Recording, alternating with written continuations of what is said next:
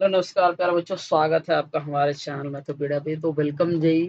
ठीक है, आज आपका 22 हो गया है। ठीक है, बस कल के बाद छोड़ करके आपको परसों एग्जाम है, तो कल तक जितना आप पढ़ सको पढ़ लो। ठीक है, फिर आपका एग्जाम होगा। क्योंकि देखो एक चीज है कि आपका यूट्यूब पर आप देख रहे होगे कि ये चल रहा है कि एग्जाम कैंसिल है, एग्जाम कैंसिल है।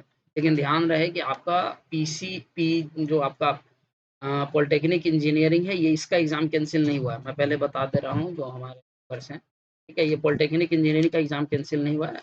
वो जो है वो बीसीईसी लेटरल एंट्री वाले का एग्ज़ाम कैंसिल हुआ है, जो आपका 22 था तो उन लोग को 24 कर, ठीक है? सो 24 था तो उन लोग को 2 जुलाई को कर दिया गया। तो आप लोग टेंशन ना लें, आप लोग अब एग्ज़ाम का तैयारी करें, अच्छे से एग्ज़ाम का तैयारी करें, कोई दिक्कत अभी नहीं है। अगर इस तरह का कोई अपडेट अगर आता है, फिर हम लोग आपको बता देंगे कि हाँ, एग्ज़ाम आपका होगा या एग्ज़ाम का डेट बदल दिया गया। क्योंकि देखो एडमिट कार्ड रिलीज़ हो चुका है, अभी तक कोई नोटिस आया नहीं। तो आई होप कि अब कुछ हो नहीं सकता, सेंटर सब रेडी है। तो आज है फिजिक्स का डे 5 और आज आपका हम लोग जैसा बोले थे कि आपको सबका 5-5 सेट पेपर करवा देंगे, 5 सेट करेंगे। कल जो होगा, कल इम्पोर्टेंट क्वेश्चन से एक बार आपको क्या किया जाएगा, एक बार रिवीजन सेट का करवा दिया जाएगा और फिर आप लोग एग्ज़ाम अच्छे से देना और फिर हमें कमेंट करना कि हाँ सर, आपके द्वारा जो पढ़ाया गया था क्वेश्चंस, वो मिला कि नहीं मिला, एक बार ज़रूर आप कमेंट ज़रूर कीजिए। चलिए हम लोग आज अपना सेशंस को शुरू करते हैं। हम आज फिजिक्स का डे 5 है। हो रहा है कि बर्फ पे चलना मुश्किल हो जाता है। बर्फ पे चलना हम लोग का मुश्किल हो जाता है, इसका मेन कारण क्या है? कि देखो ऑप्शन में हम लोग का क्या-क्या दिया हुआ है कि बर्फ पे चलना मुश्किल क्यों हो जाता है? बोल रहा है कि घर्षण बल अधिक होता है। तो कभी भी दिमाग लगाना कि अगर घर्षण बल अधिक होगा ना, तो उस पे हम लोग को बर्फ पे हम लोग चल ही नहीं पाएँगे। घर्षण बल कम लगता है, बर्फ पिघल जाता है नहीं, तो घर्षण बल कम लगता है, ठीक है? यानी कि क्या हो जाता है, घर्षण बल कम लगता है, इसलिए हम लोग स्लिप हम लोग ज़्यादा करते हैं। जिसकी वजह से क्या होता है कि हम लोग का चलना मुश्किल हो जाता है। तो ऑप्शन नंबर बी जो होगा वो सही है। और अगर शौकीन हैं बर्फ पे चलने का तो भाई जाओ, टायर खोल के उस पे बर्फ पे चल सकते हैं। अगला, 1 किलोवाट के बराबर क्या होता है? अब देखो आज का जो क्वेश्चन्स है यहाँ, ये सब रिवीजन क्वेश्चन्स है। हम लोग बहुत सारा क्वेश्चन्स कर चुके हैं। हो सकता है कि आज हम लोग होमवर्क में आपको ज़्यादा क्वेश्चन दें, आपको कमेंट करना है क्योंकि आखिरी टाइम है कि परसों आपको ही क्वेश्चन का आंसर देना है। आप कमेंट करोगे तो हमें लगेगा कि हाँ, आपने क्या किया है, पढ़ा है, इतने दिन हम लोग जो पढ़ाए हैं आपको। 1 किलोवाट किसको बराबर होता है? तो 1 किलोवाट जो होता है ना, वो आपका जो बराबर होता है वो 1000 वाट के बराबर होता है, ये याद रखिएगा। किलो का मतलब ही क्या होता है? 10 टू द पावर 3, तो ये हो जाएगा इतना। मतलब 1 किलो का मतलब क्या होता है? हम लोग क्या लिखते हैं? 1000, तो वाट बोला है तो 1 किलोवाट 1000 वाट के बराबर। निर्वात में स्वतंत्र रूप से गिर रही वस्तु में होता है एक समान। निर्वात में अगर कोई वस्तु चल रहा है, ठीक है, गिर रहा है, तो उसमें क्या होगा? में जो एक समान होगा वो त्वरण होता है, ठीक है? Option number D is the correct answer, option number D आपका सही। अगर नाव पे जो शांत जल में खड़ी है, किनारे की ओर चलने पर नाव जाएगी। मतलब है कि अगर एक नाव है, ठीक है? ये हम लोग का नाव है, तो नाव पे अगर कोई खड़ा है, ठीक है? चलो ये तो जो शांत जल में खड़ी है और किनारे की ओर चलने पर क्या होगा? नाव किधर जाएगी? शांत जल, किनारे की ओर, किनारे से दूर जाएगी या फिर डूब जाएगी या फिर अपरिवर्तित रहेगा। तो इसका जो आंसर है, ठीक है, ये किनारे से क्या हो जाएगा? दूर चल, ठीक। ये शांत जल है लेकिन उसका धारा कहीं न कहीं हम लोग को दिखेगा। तो वो किनारे से क्या चला जाएगा? दूर चला जाएगा। तो क्वेश्चन थोड़ा-सा अलग है। आगे, आँख के रेटिना पर कैसा प्रतिबिंब बनता है? देखो आँख के रेटिना पर देखो, हम लोग क्या देखते हैं, किसी ऑब्जेक्ट को अगर हम लोग देखते हैं तो वो ऑब्जेक्ट हम लोग को क्या होता है? सीधा दिखाई देता है। लेकिन याद रखना कि रेटिना पर जो हम लोग का जो प्रतिबिंब बनता है ना, वो वास्तविक बनता है और उल्टा बनता है। जैसे कि ये देखो, ये हम लोग का आँख का स्ट्रक्चर इस तरह से होता है, ठीक है? इस तरह से आँख का स्ट्रक्चर होता है और ये हम लोग का सिलियरी मसल से अटैच होता है और ये हम लोग का ऐसे पुपिल होता है। तो यहाँ से जब जाता है, यहाँ से हम लोग का जब आँख के रेटिना पर जब इमेज बनता है, तो यहाँ उल्टा बनता है। लेकिन ये जो सिलियरी मसल्स है, ये सिलियरी मसल्स क्या करता है? ब्रेन को सिग्नल पहुँचाता है और ब्रेन हम लोग को क्या करता है कि हमारे आँखों पे आपका ऑब्जेक्ट जो है आपका, आपको इस तरह से सीधा दिखाई देता है। यहाँ पर जो रेटिना पे बोल रहा है, तो वास्तविक और उल्टा। अंधेरे कमरे में हरी पत्ती पर लाल प्रकाश देने पर कैसा प्रतीत होता है? अगर अंधेरे में अगर हरी पत्ती पर अगर हम लोग को प्रकाश देते हैं, तो वो क्या हो जाता है? काला हो जाता है, ठीक है? Option number A. आगे, अपसारी लेंस किस प्रकार का प्रतिबिंब प्राप्त नहीं किया जा सकता? अपसारी लेंस में हम लोग किस प्रकार का प्रतिबिंब नहीं प्राप्त कर सकते हैं? तो जो अपसारी लेंस है ना, उसमें हम लोग वास्तविक नहीं प्राप्त कर सकते हैं। अपसारी लेंस हम लोग इसको बोलते हैं। अवतल लेंस को हम लोग अपसारी लेंस बोला जाता है। अवतल लेंस को। और अवतल लेंस में जो प्रतिबिंब बनता है, वो हमेशा क्या बनता है? आभासी बनता है और क्या बनता है? तो इसे कभी भी हम लोग वास्तविक प्रतिबिंब नहीं प्राप्त कर सकते। तो आपका ए। आगे देखो, ये क्वेश्चन हम लोग का इजी है। बोल रहा है कि 2 ओम के 3 प्रतिरोध, 2 ओम का 3 प्रतिरोध है। ये जो होता है, ये प्रतिरोध का सिंबल होता है। 2 ओम का 3 प्रतिरोध है और उसको बोला श्रेणी क्रम में। श्रेणी क्रम का मतलब होता है कि एक के बाद एक जोड़ा जाता है। तो बोल रहा है तो प्राप्त क्या होगा? तो ये समय देखना, आप टाइम नहीं लगाना है। सीधा-सीधा श्रेणी क्रम में जोड़ने के लिए हम लोग का फ़ॉर्मूला क्या होता है कि R1 प्लस का R2 और प्लस का R3। अब सबको जोड़ दो तो कितना आ जाएगा? 6 ओम। अगर यही बोलता समांतर क्रम में, तो उस समय हम लोग लिखते 1/Rp is equal to 1/R1 plus 1/R2 और प्लस का 1/R3। ये 3 चीज़ हम लोग ऐसे करके लिखते हैं। इसका कितना हो गया? 6 ओम सही आंसर हो जाएगा। किसी विशिष्ट ऊष्मा सबसे अधिक होती है, यानी किसी विशिष्ट ऊष्मा में सबसे अधिक हम लोग का क्या होता है? तो वो जो होता है वो किसका होता है? जल की। ठीक है? एन नंबर का जो क्वेश्चन नंबर ए है वो हम लोग का सही है। आगे, नंगी आँखों से हम कितने ग्रहों को देख सकते हैं? यानी कि खुले आँखों से, ठीक है? खुले आँखों से हम लोग कितना ग्रह को देख सकते हैं? तो खुले आँखों से हम लोग, अगर एटमॉस्फेयर पूरा क्लियर हुआ ना, हम लोग 5 ग्रह को देखते हैं, ठीक है? सौरमंडल का सबसे दूर स्थित ग्रह क्या है? देखो, ये पहले इस तरह का क्वेश्चन पूछा जाता था, सौरमंडल का चैप्टर। तो अब फिजिक्स से हम लोग का ये सब चैप्टर से क्वेश्चन जो है, ये सब डिलीट कर दिया गया, ग्रहों वाला क्वेश्चन। फिर भी अगर सौरमंडल से सबसे दूर ग्रह क्या है, तो देखो उसके लिए याद रखते थे एम, वेम, जे, सन, पी। ठीक है? तो पी प्लूटो, प्लूटो हम लोग का ऑप्शन से हटा गया है, तो हम लोग नेपच्यून को रखते थे। ठीक है? तो अभी तो प्लूटो दिख रहा है, तो इसका आंसर हम लोग का कितना हो जाएगा? तो सी। ठीक है? प्रकाश वर्ष किसका मात्रक है? देखो ये सब जो है, ये सब हम लोग आपको कम्युनिटी पोस्ट वाले जो क्वेश्चन है उसमें करवाए थे। तो प्रकाश वर्ष होता है वो दूरी का होता है। आगे, संवेग दुगुना करने पर वस्तु की गतिज ऊर्जा कितनी गुनी हो जाएगी? यानी कि अगर संवेग करते हैं, P इज इक्वल टू हम लोग का क्या होता है? एम वी होता है। और kinetic energy is equal to हम लोग का फॉर्मूला होता है हाफ एम वी स्क्वायर। ठीक है? तो बोल रहा है कि हम लोग का गतिज ऊर्जा पर क्या प्रभाव पड़ता है, इस चीज को निकाल, कोई दिक्कत नहीं है। Kinetic energy is equal to हम लोग का हाफ एम वी होता है ना जी। तो काइनेटिक एनर्जी बराबर हम लोग क्या लिख सकते हैं? हाफ। ठीक है? और एम भी है तो क्या लिख सकते हैं? पी भी, इसको हम लोग लिख सकते हैं। ठीक है?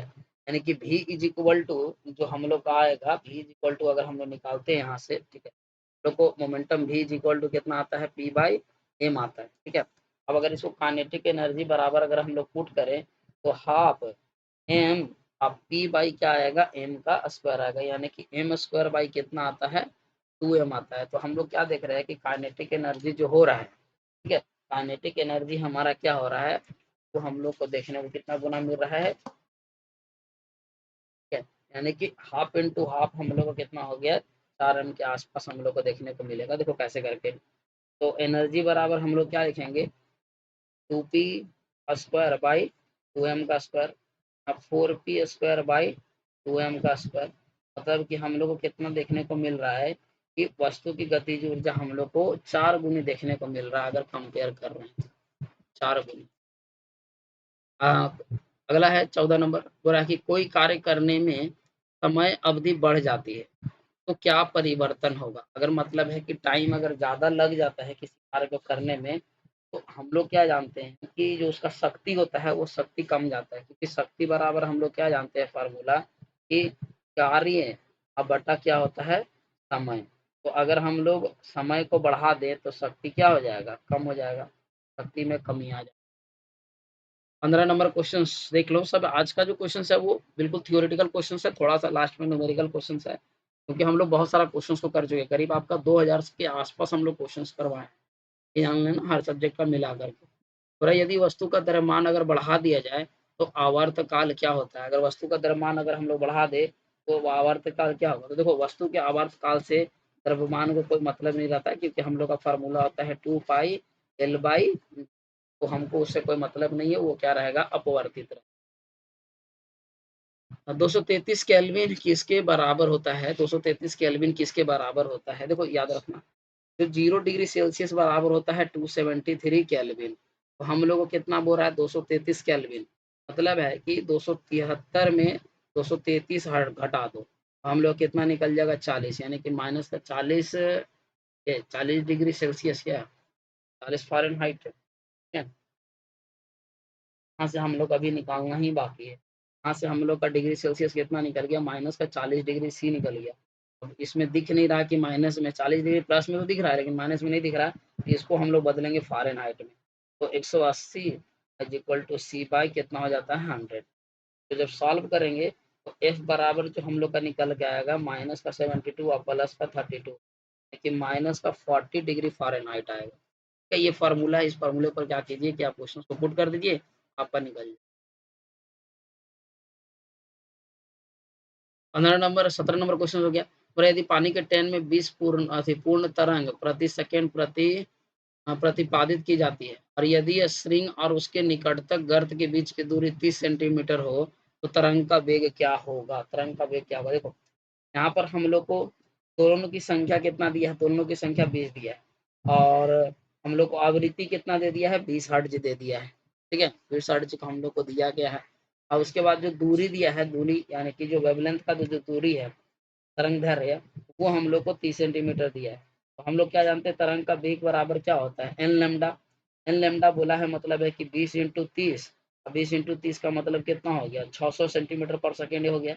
अब हम लोग को निकालना है तरंग की चाल। इसको अगर हम लोग निकालेंगे तो ये हम लोग कितना आ जाता है? 3 इंटू 10⁸ मीटर पर सेकेंड, ठीक है। ये और एक सेकेंड, ये हम लोग का कितना आ गया? 600 सेंटीमीटर पर सेकेंड, ये हम लोग का निकल गया। 18 निम्नलिखित में से कौन सदिश राशि है? देखो कौन सदिश राशि है? तो ये सदिश राशि बोला, सदिश राशि मतलब ऐसा राशि को बोलते हैं जो दिशा और परिणाम हम लोग को दोनों बताता है। तो संवेग जो होता है यही हम लोग का सदिश राशि, क्योंकि P is equal to m v होता है, वेलोसिटी हम लोग का सदिश है, सदिश होगा। धारा का ए। 19 प्रत्यावर्ती धारा को दिष्ट धारा में परिवर्तित किया जाता है, यानी प्रत्यावर्ती धारा को दिष्ट धारा में परिवर्तित करने के लिए हम लोग को किस चीज का यूज किया जाता है? ठीक है, ये जो यूज किया जाता है ये हम लोग को दिष्टकारी द्वारा यूज किया जाता है। तो नंबर ए। निम्नलिखित में से कौन सा एक सदिश राशि है? ये हो गया, ये हो गया। फोटोन की ऊर्जा का व्यंजक क्या होता है? एच सी बाई लेमडा, ठीक है। एच बाई लेमडा, ये बचपन में तो क्या करे थे? पढ़े थे फार्मूला, ठीक है। एच सी बाई लेमडा, ये इसी तरह से याद रखना है, एच सी बाई लेमडा। आगे रेडियो तरंग की चाल और प्रकाश की चाल का अनुपात क्या होगा? देखो दोनों सेम होता है, ये भी 3 इंटू 10⁸ होता है, और इसका भी 3, क्योंकि it is the form of light, तो इसका भी वैल्यू कितना हो जाएगा? यहाँ पर हम लोग क्या दिया? बोला दी गई आकृति के अनुसार में पिंड पिंड का त्वरण ए और बी के बीच है, ठीक है। पिंड का त्वरण ए और बी के बीच में कितना है? 5 मीटर पर सेकेंड, 0 मीटर पर सेकेंड, 40 मीटर पर सेकेंड, या फिर 2 मीटर पर सेकेंड।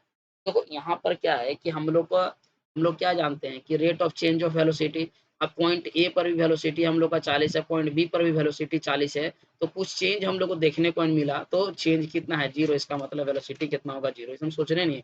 ग्राफ आपका कांस्टेंट है ना, अगर ऐसे करके ग्राफ रहता तो हम लोग निकाल लेते कि हाँ इसका इतना है, इसका इतना है, तो इस दोनों पॉइंट के बीच का एक्सेलरेशन ए और बी के पॉइंट पर बोला है तो 0। जब सीधा है तो एक्सेलरेशन 0 हम लोग का। आगे, दो चालकों को श्रेणी क्रम एवं समांतर क्रम में जोड़ने से उनके समतुल्य प्रतिरोध इतना इतना है, तो उनके प्रतिरोध निकाले। देखो हम लोग क्या देखे हैं कि आर एस बराबर कितना दिया है? R1 प्लस क्या होता है? R2 होता है। तो ये कितना दिया हम लोग को? 16 दिया है, R1 प्लस R2। और दो रेजिस्टेंस बोला है आरपी में, तो आरपी बराबर हम लोग क्या जानते हैं कि product of two by sum of two होता है, ये फार्मूला होता है। तो इसका कितना दे दिया है हम लोग का? यहाँ से रिलेशन निकाल लेते हैं। इसका दे दिया है 4, और इसका क्या दिया है? R1 R2 बराबर कितना दिया है? यहाँ से निकल जाएगा 16, यानी R1 R2 बराबर हम लोग का निकल के आता है 64। R1 R2 बराबर हम लोग को कितना दे दिया है? 64, 64 हम लोग का निकल के आ रहा है। अब इसके बाद क्या करो कि यहाँ से आप क्या कर सकते हो, रिलेशंस निकाल दो, रिलेशंस निकालेंगे तो आपका वैल्यू निकल जाएगा, क्योंकि थोड़ा-सा पढ़ा जाएगा, इसमें कोई बड़ी बात नहीं है, ठीक है। हम लोग का 2 इक्वेशन आना था, हम लोग का 2 इक्वेशन आ अब इसके बाद हम लोग क्या देख रहे हैं कि इतना हम लोग का है, एक फ़ॉर्मूला देखो पढ़े होंगे, ये फ़ॉर्मूला देखो, इस फ़ॉर्मूला का हम लोग बार-बार यूज़ कर रहे हैं कि R1 माइनस R2, ठीक है, इक्वल टू इसका क्या हो जाता है R1 प्लस R2 का स्क्वायर माइनस का 4 R1 R2। तो यहाँ से इसका वैल्यू निकाल दो, R1 प्लस R2 कितना 16, 16 यानी कि कितना 256 का 256 लिख सकते हैं। अब 4 इंटू ये कितना आ गया 64। तो यहाँ पर हम लोग अगर इसको करते हैं तो ये हम लोग का 0 एटमॉस्फेयर आता है। इसका मतलब है कि R1 माइनस R2 का वैल्यू कितना आ रहा है 0, और R1 प्लस R2 का वैल्यू कितना आ रहा है 16 आ रहा है। तो ये खत्म हो गया, तो 2R1 इज इक्वल टू कितना आ रहा है 16, तो R1 इज इक्वल टू कितना आ रहा है 8, ठीक है। R1 इज इक्वल टू 8 आ रहा है। तो ऐसे भी देख लो खुद कि दोनों क्या होगा, यहीं पर इसे दोनों बराबर करो ना, R1 जो है R2 के इक्वल है, तो दोनों 8-8 ओम का होगा। और ऐसे भी दिमाग अगर थोड़ा सा लगाते, देखो दिमाग अगर थोड़ा-सा लगाओगे तो हम लोग जान रहे हैं कि दोनों को जोड़ा है तो 16 होगा, मतलब एक आधा-आधा हो सकता है, और अगर रेसिप्रोकल में लिया गया है मतलब 8 होगा। तो ऑप्शन से भी चेक कर सकते हो, लेकिन अगर मान लो कि निकालना ही है तो फिर इस तरह से करके निकाल लो। सूर्य के सतह पर संलयन अभिक्रिया के लिए तापमान की आवश्यकता कितनी होती है? संलयन अभिक्रिया के लिए सूर्य का जो तापमान होगा, वो आपको बताना है कि कितना होगा। तो चलो छोड़ दें आपके ऊपर, तो छोड़ो हटाओ, बता देते हैं। 4 into 10 to the power 6 degree Celsius. अस्थायी चुंबक बनाने के लिए सर्वश्रेष्ठ पदार्थ हम लोग क्या लेते हैं बताओ? ये तो पता होगा कि परमानेंट मैग्नेट बनाने के लिए इसमें से हम लोग किस चीज़ का यूज़ करते हैं। ठीक है, इसका कमेंट बॉक्स में कमेंट करना। आगे 10 केजी बंदूक 60 ग्राम की गोली और 165 मीटर पर सेकंड वेग से छोड़ी जाती है। तो बंदूक द्वारा पीछे की ओर झटके लगने का वेग क्या होगा? ये तो आपका वेग संरक्षण का नियम पे आधारित है। ठीक है, क्लास 9th का छोटा-सा टॉपिक है, वेग संरक्षण का नियम में आप लोग पढ़े हो। अगर पढ़े हो तो बहुत अच्छा, नहीं पढ़े हो तो उससे भी ज़्यादा अच्छा। है, ये अब कुछ होने वाला नहीं है। फिर भी देखो लिखते हैं, देखो फ़ॉर्मूला क्या जानते हैं हम लोग कि टक्कर के पहले का वेग, यही पढ़े हैं ना कि टक्कर के पहले का संवेग और टक्कर के बाद का संवेग बराबर होता है। यानी कि 2 बॉल है, ड्यूरिंग कोलिजन, आफ्टर कोलिजन, ये वाला वैल्यू पढ़े हो। तो यहाँ पर मास कितना दिया है 10 केजी दिया हुआ है, और गोली का जो मास दिया है वो 60 ग्राम दिया है। तो इसको केजी में ज़रा ले जाओ, केजी में बदलने के लिए हम लोग 1000 से डिवाइड कर देते हैं, तो 0-0 कट जाएगा, मतलब 0.06 केजी आ गया। चलो, और गोली का जो वेग है यानी कि U2 बराबर हम लोग कितना दे दिया है, ठीक है, U2 बराबर हम लोग को दे दिया है 60 मीटर पर सेकंड, 160 मीटर पर सेकंड। तो बोल रहा है कि जब बंदूक के द्वारा पीछे छोड़ी जाती है तो बंदूक के पीछे का यानी कि रिक्वायलिंग वेलोसिटी आपसे पूछ रहा और कुछ नहीं। ठीक है, रिकॉइलिंग वेलोसिटी आपसे पूछा जा रहा है तो बिल्कुल हम लोग रिकॉइलिंग वेलोसिटी को बना देते हैं, तो रिकॉइलिंग वेलोसिटी आता है।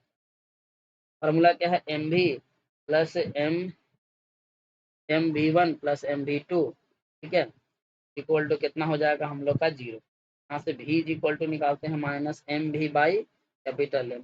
यहाँ से कितना निकलेगा माइनस का 0.06 इंटू 1/16 और 10। यहाँ से इसको काट दिए, अब इसको गुना कर दो तो 0.96 आ जाएगा माइनस का। तो ये फार्मूले से हम लोग क्या कर दिए, कितना आ गया हम लोग का माइनस का 0.9, माइनस इसलिए क्योंकि बंदूक पीछे की ओर जाएगा। ठीक है, ये हम लोग का बंदूक है, ये हम लोग का बंदूक है, यहाँ से हम लोग का गोली अगर निकल रहा है तो ये हम लोग का ट्रिगर पॉइंट करके ना चला तो ये जब आगे जाएगा तो ये बंदूक क्या आएगा पीछे की ओर। पूरा ओरियन क्या है, ओरियन क्या है, देखो ये सब क्वेश्चंस नहीं पूछता है, ये ध्यान रखना। ये questions out of the syllabus, क्योंकि हम लोग प्रीवियस ईयर क्वेश्चंस को पूरे सीधे करवा रहे हैं, उसी में क्वेश्चंस का है। फिर भी देखो ओरियन क्या है, ओरियन एक तारामंडल का नाम। आगे निर्वात में प्रकाश इतना है और ये इसका तरंग दैर्घ्य इतना है, और पानी का अपर्तनांक कितना है, तो पानी का वेग और तरंग दैर्घ्य क्रमशः कितना है, तो पानी का तरंग दैर्घ्य क्रमशः कितना होगा, तो 2। ठीक है, इसको बना करके दिखाओगे।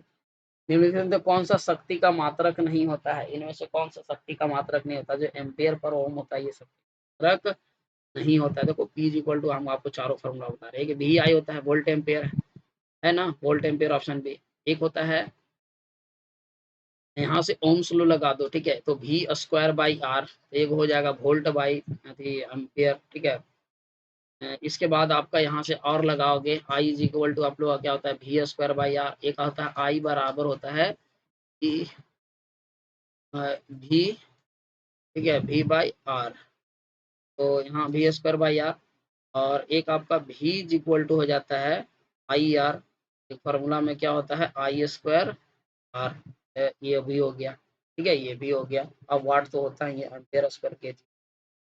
प्रेरण कुंडली उत्पन्न होती है, प्रेरण कुंडली में हम लोग का किस तरह का धारा उत्पन्न होता है, ये जो होता है ये उच्च वोल्ट की छोटी धारा होती है, ठीक है। तो ये जो था आपका 20 क्वेश्चन, जो हम लोग 30 क्वेश्चन जो आप लोग का 5 सेट पेपर बोला गया था, 5 सेट पेपर हम लोगों ने करवाए हैं। कल हम लोग के लिए क्या रहेगा कि इंपॉर्टेंट क्वेश्चंस जो है एक बार हम लोग सारा रिवीजन कर लेंगे, कि देख लेंगे कि क्या उसमें हम लोग क्वेश्चंस पूछा जा सकता है।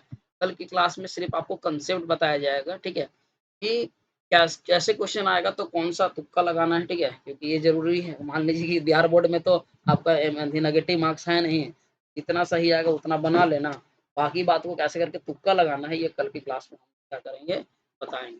ये अब तो आर पार की लड़ाई ही है। तो मिलते हैं हम लोग अपने नेक्स्ट सेशंस में सुबह के 7 बजे, तब तक के लिए